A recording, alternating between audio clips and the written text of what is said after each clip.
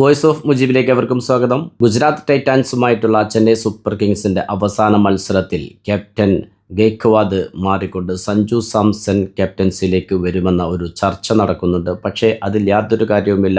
അവസാന മത്സരത്തിൻ്റെയും ക്യാപ്റ്റൻ ഗെയ്ക്വാദ് തന്നെയായിരിക്കും എന്ന് തന്നെയാണ് അവസാനം ലഭിക്കുന്ന റിപ്പോർട്ടുകൾ. അതുപോലെ തന്നെ MS ധോണി അവസാന മത്സരത്തിന് CSKയ്ക്ക് വേണ്ടി ഇറങ്ങുമെന്നുള്ള ഒരു പ്രചരണവും നടക്കുന്നുണ്ട്. അതിലും യാതൊരു കാര്യവുമില്ല.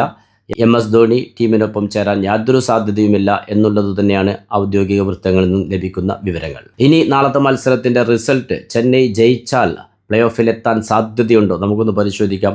വളരെ വിദൂരമാണ് ചെന്നൈയുടെ സാധ്യതകൾ. മത്സരം ഗുജറാത്തിൽ വെച്ചാണ് നടക്കുന്നത്.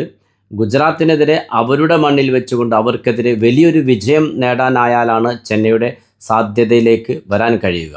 അവിടെ വലിയ വിജയം നേടിയതുകൊണ്ട് മാത്രവും കാര്യമില്ല. പഞ്ചാബ് അവസാന മത്സരത്തിൽ LSGയുമായി പരാജയപ്പെടേണ്ടതുമുണ്ട്. അവിടെയും നിൽക്കുന്നില്ല കാര്യങ്ങൾ. രാജസ്ഥാൻ റോയൽസിനെ മുംബൈ വലിയ മാർജിനിൽ പരാജയപ്പെടുത്തുകയും വേണം.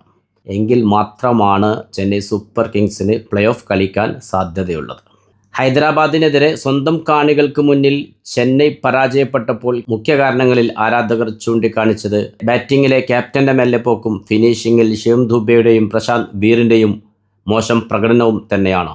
അത്തരത്തിലുള്ള പ്രശ്നങ്ങൾ പരിഹരിക്കാതെ ഈ ടീമിന് വിജയത്തിലേക്ക് നീങ്ങാൻ സാധിക്കില്ല എന്നു തന്നെയാണ് ചെന്നൈ സൂപ്പർ കിങ്സിനെ നെഞ്ചിലേറ്റിയ ആരാധകരിലധികവും പറയുന്നത്.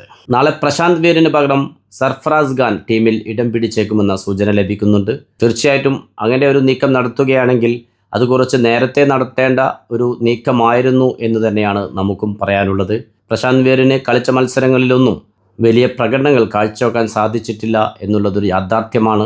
CSK പ്ലേ ഓഫിൽ എത്തിയാലും ഇല്ലെങ്കിലും വിജയത്തോടെ സീസൺ അവസാനിപ്പിക്കുക എന്നുള്ളതാണ് ഞങ്ങളുടെ ലക്ഷ്യമെന്ന് ക്യാപ്റ്റൻ വ്യക്തമാക്കി കഴിഞ്ഞു. പക്ഷേ ക്യാപ്റ്റൻ അത്തരത്തിലുള്ള സ്റ്റേറ്റ്മെൻറ്റുകൾ നടത്തുമ്പോൾ അതിനൊത്ത പ്രകടനം ക്യാപ്റ്റനിൽ നിന്ന് പലപ്പോഴും കാണാൻ സാധിക്കുന്നില്ല എന്നുള്ളതാണ് ഖേദകരം. എങ്കിൽ പോലും വീണ്ടും ആ ക്യാപ്റ്റനിൽ പ്രതീക്ഷ അർപ്പിക്കുകയാണ് ചെന്നൈ ആരാധകർ. വിജയത്തോടെ ഈ സീസൺ അവസാനിപ്പിക്കാൻ കഴിയും എന്ന് തന്നെയാണ് CSK ആരാധകർ കരുതുന്നത്. പരിക്ക് പറ്റി പുറത്തുപോയ ജാമി ഓവർട്ടിന് പകരമെത്തിയ സൗത്ത് ആഫ്രിക്കൻ താരം ഡിയാൻ ഫോറസ്റ്റർ അവസാന മത്സരത്തിൽ 11-ൽ ഉണ്ടാകുമെന്നുള്ള സൂചനകളും പുറത്തു വരുന്നുണ്ട്.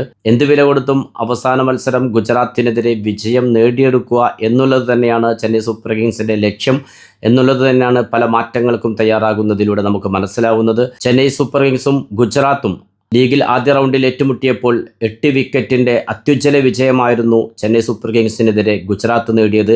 അതിനുള്ളൊരു പ്രതികാരം കൂടി തീർക്കാൻ തന്നെയാണ് ചെന്നൈ സൂപ്പർ കിങ്സിൻ്റെ ലക്ഷ്യം. പുതിയ ക്രിക്കറ്റ് വിശേഷങ്ങളുമായി നിങ്ങളിലേക്ക് വീണ്ടും എത്തും. നിങ്ങളുടെ സ്വന്തം വോയിസ് ഓഫ് മുജീബ് ചാനൽ ആദ്യമായി കാണുന്നവർ സബ്സ്ക്രൈബ് ചെയ്യുക, ലൈക്ക് ചെയ്യുക, നിങ്ങളുടെ അഭിപ്രായങ്ങൾ കമൻറ്റായി രേഖപ്പെടുത്തുക.